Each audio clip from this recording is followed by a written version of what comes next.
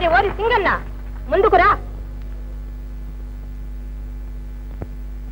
ఏలిక దేశ దేశాలు తిరిగాం, మహారాజుల ముందు మా ఇద్దరు చూద్దాం.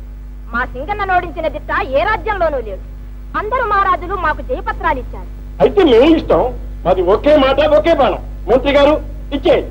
క్షమించండి ప్రభు, అధిక బలశాలులు అరవీర భయంకరులు మన ఆస్థానములున్నారు. ఓడిస్తాం, మన రాజ్య గౌరవాన్ని నిలుపుతాం. అవునవును, ఆ సింగాన్ని ఓడించండి. వారి జయపత్రాలు లాక్కోండి. సింగన్న, మాలో ఎవరు కావాలో కోరుకో. రండి.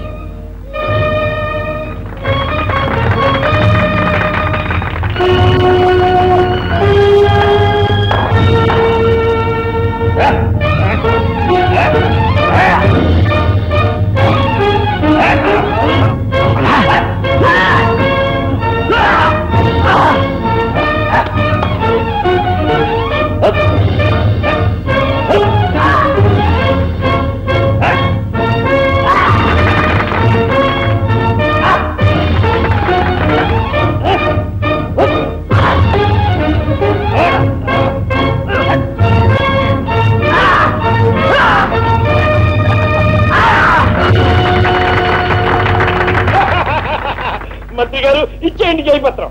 ఆగండి నాన్నగారు, సింగన్న నేను ఓడిస్తాను. కర్రసాములోనా కత్తిలోనా? ఏ విద్యలోనైనా సరే. నువ్వు ఓడిస్తావా? అవును నాన్నగారు. అయితే నీకే జయపత్రం. మంత్రి గారు ఇచ్చేయండి. జయాపజయములు తేలవండి మహారాజా. అవునవును.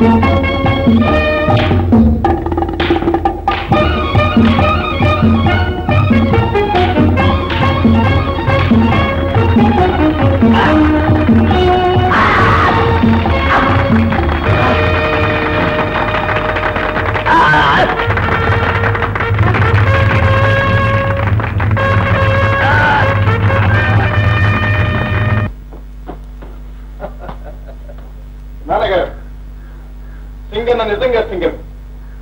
ముందు వాళ్ళని సత్కరించండి. అవునవును, తప్పకుండా సత్కరించవలసిందే. మంత్రి గారు, దొరా ఇంకా విచిత్రమైన విద్యలు చూపిస్తాం. విచిత్రమైన విద్యలు మాకు అనవసరం. విచిత్రమైన వస్తువు ఏదైనా చూపించండి, చూస్తాం. మా దగ్గరే ఉంటాయి దొరా. అయితే వెళ్ళండి.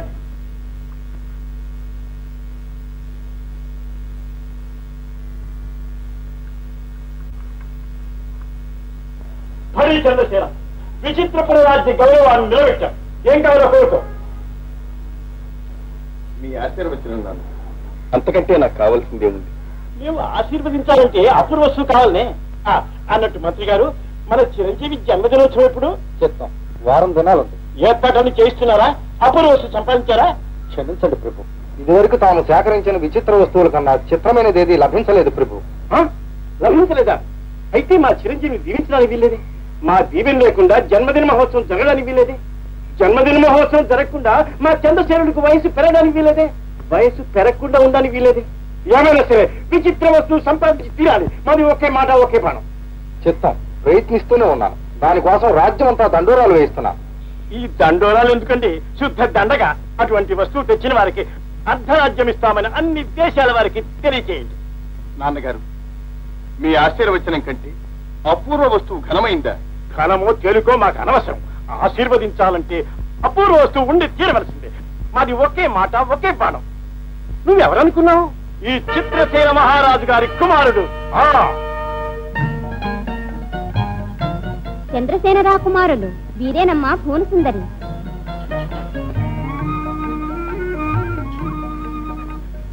నచ్చారా?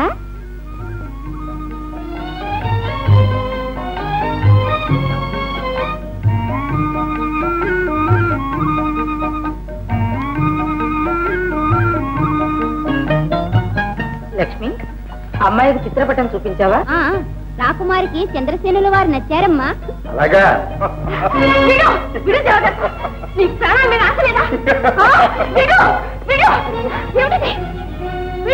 ప్రేమత్యాగం కంటే ప్రాణత్యాగమే లేదు.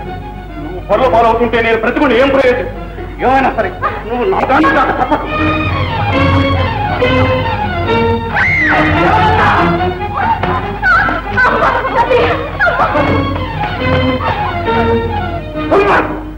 నన్ను బంధించండి.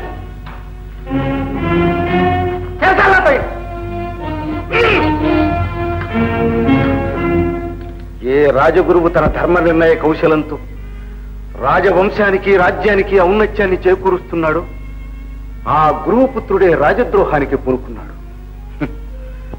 ఎంత వ్యత్యాసం!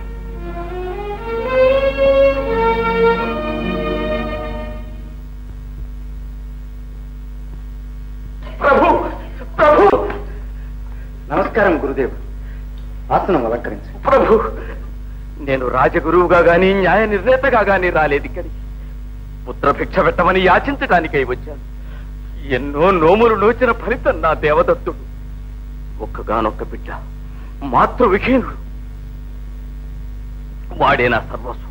వాడి మీదే నా ఆశలన్నీ పెట్టుకుని జీవిస్తున్నాను ప్రభు. అందుకని అంతఃపురద్రోహికి హారతి పెట్టమంటారా గురుదేవా? లేదు మహారాణి, మానవతను మన్నించమంటున్నాను. మానవత్వం అనే దౌర్బల్యంతో అధర్మాన్ని అణిచివేయకపోతే మానవ సమాజమే మంటగలిసిపోదా గురుదేవా? అవును గురుదేవ, ప్రతి మానవుడు మానవతను పాటించే దినం వచ్చే వరకు న్యాయ విచారణ, దుష్ట శిక్షణ తప్పకుండా అవసరమే. ప్రభు, అయితే నా కోరిక మన్నించరా? మన్నించండి గురుదేవ. దోషి ఎవరైనా సరే శిక్ష అనుభవించాల్సింది. ప్రజకొక న్యాయం, మనకొక న్యాయం అనుసరించడం అధర్మం. గురుదేవా, దేవదత్తుడు మీ పుత్రుడు అనిపించుకోలేకపోయాడు. మీరు దేవదత్తుని తండ్రి అనిపించుకోవద్దని నా ప్రార్థన.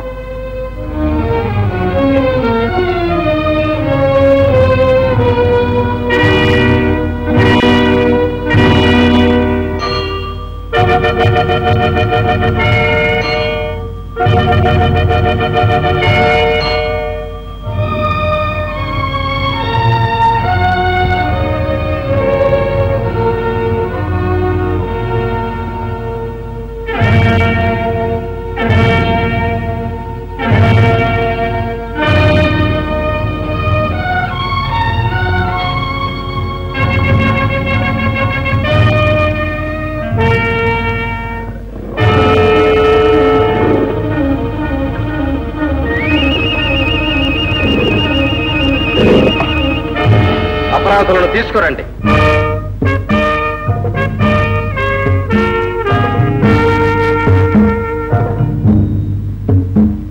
అపరాధి, నీపై స్త్రీహత్యా నేరం మోపబడింది.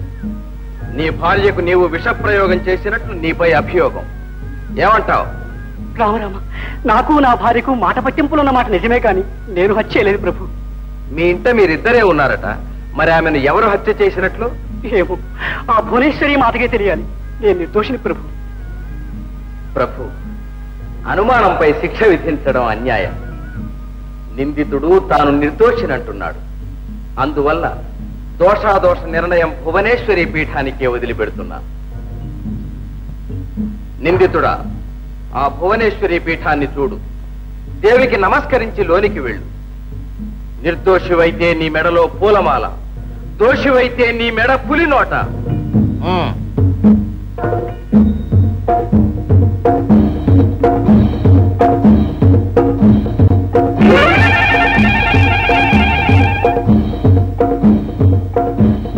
ప్రభు ప్రభు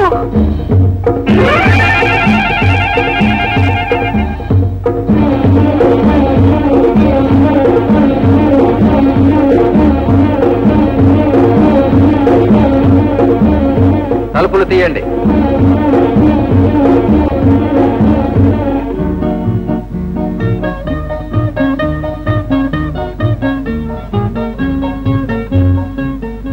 నీవు నిర్దోషి, వెళ్ళవచ్చు.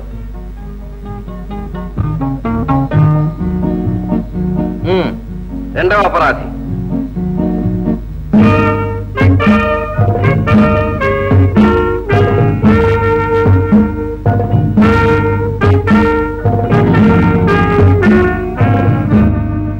నాన్న, నిందితుడా, నీపై అంతఃపుర ద్రోహము, పరస్త్రీ బలాత్కార నేరము ఆరోపింపబడ్డాయి. నీవేమంటావు? నేను ఆ నేరాలు చేయలేదు. చిన్నప్పటి నుంచి రాకుమారి నేను ఒకటిగా పెరిగాం. నా స్నేహం ప్రేమగా పరిణమించింది. వివాహం ఆడదలిచి ఆ అంగీకారం కోసం ప్రయత్నించాను. రాజ్యాధిపతికి రాణి కావలసిన నా కుమార్తెను ఆశించి బలాత్కరించడం అపరాధం కాదా? ఎన్నటికీ కాదు. బ్రాహ్మణుడు చాతుర్వర్ణముల వారిని వివాహం ఆడటం శాస్త్ర సమ్మతం. కన్యగా ఉన్న రాకుమారిని పెళ్లాడుకోవడం దోషము కాదు, పరస్త్రీ బలాత్కారము కాదు. ఇరువురి వాదనలు సమంజసములే. ప్రభు, ఈ విషయంలోనూ ధర్మాధర్మ నిర్ణయం నాకు అసాధ్యమైనందున భువనేశ్వరి పీఠానికే వదిలిపెడుతున్నాను.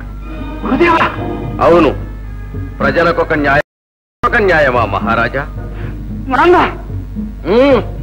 అపరాధులు తీసుకెళ్ళండి.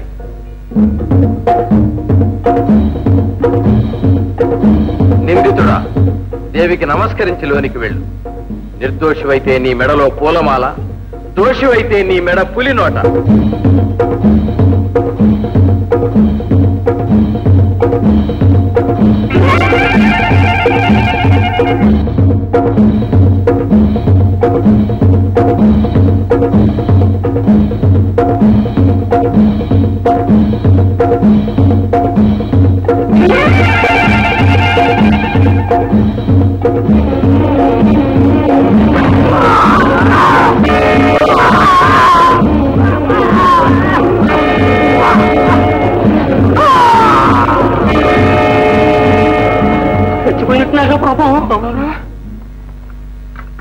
గురుదేవ, స్వపరభేదరహితమైన మీ ధర్మ నిర్ణయానికి నా నమోవాకములు.